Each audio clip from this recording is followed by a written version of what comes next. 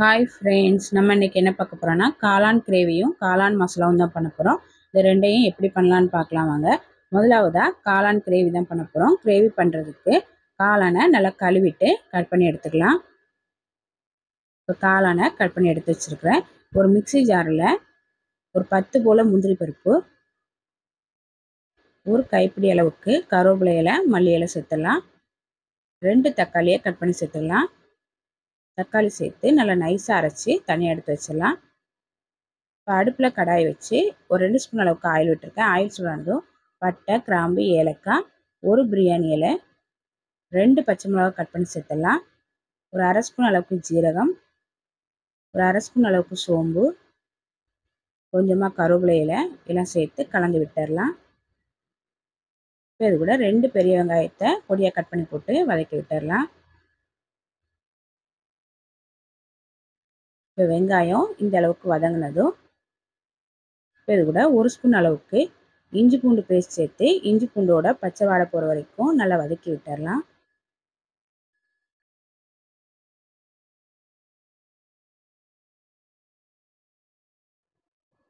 இப்போ இது கூட 1/4 ஸ்பூன் மஞ்சள் தூள், 1 ஸ்பூன் அளவுக்கு மிளகாய் தூள், 1 ஸ்பூன் அளவுக்கு மல்லித்தூள், 1 ஸ்பூன் அளவுக்கு சிக்கன் மசாலா தூள், தேவையான அளவு உப்பு எல்லாம் சேர்த்து நல்லா கலந்து விட்டுடலாம்.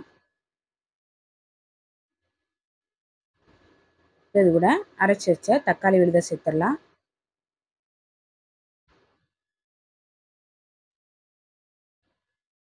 இது கூட ஒரு கப் அளவுக்கு தண்ணி சேர்த்துடலாம். தண்ணி சேர்த்து கலந்து விட்டுடலாம்.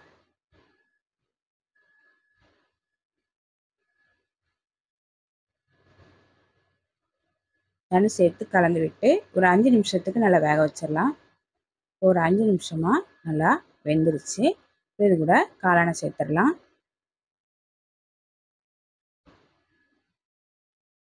காளான் சேர்த்து கலந்து விட்டுடலாம்.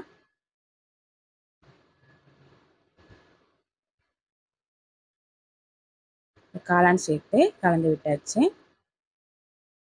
இப்போ மூடி போட்டு அடுப்பை மிதமான தீயில வச்சு ஒரு 5 நிமிஷத்துக்கு நல்லா வேக வச்சிடலாம்.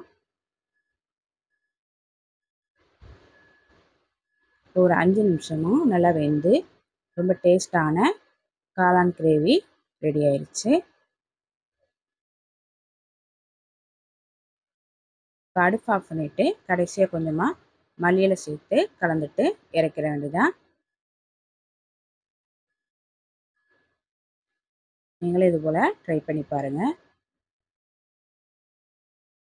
அடுத்ததாக காளான் மசாலா தான் பண்ண போகிறோம். மசாலா பண்ணுறதுக்கு மிக்சி ஜாரில் 1 ஸ்பூன் அளவுக்கு ஜீரகம், 1 ஸ்பூன் அளவுக்கு மிளகு, அரை ஸ்பூன் சோம்பு, ஒரு கைப்பிடி அளவுக்கு புதினா இலை, கொஞ்சமாக தண்ணி சேர்த்து அரைச்சி தனியாக எடுத்து வச்சிடலாம்.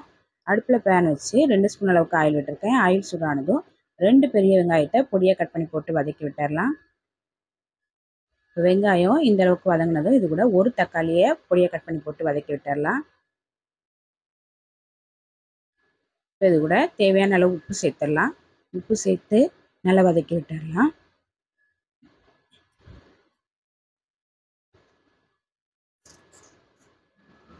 இப்போ தக்காளி, வெங்காயம் எல்லாமே நல்லா வதங்கிடுச்சு. இப்போ இது கூட 1 ஸ்பூன் அளவுக்கு இஞ்சி பூண்டு பேஸ்ட் சேர்த்து இஞ்சி பூண்டோட பச்சை வாடை போகிற வரைக்கும் நல்லா வதக்கி விட்டுடலாம்.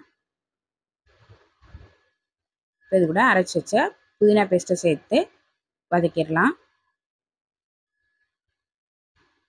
இப்போ இது கூட 1 ஸ்பூன் அளவுக்கு மிளகாய் தூள், 1 ஸ்பூன் அளவுக்கு மல்லித்தூள், அரை ஸ்பூன் அளவுக்கு கரம் மசாலா தூள் எல்லாம் சேர்த்து நல்லா கலந்து விட்டுடலாம்.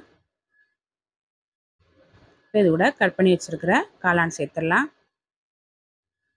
காளான் சேர்த்து கலந்து விட்டுடலாம்.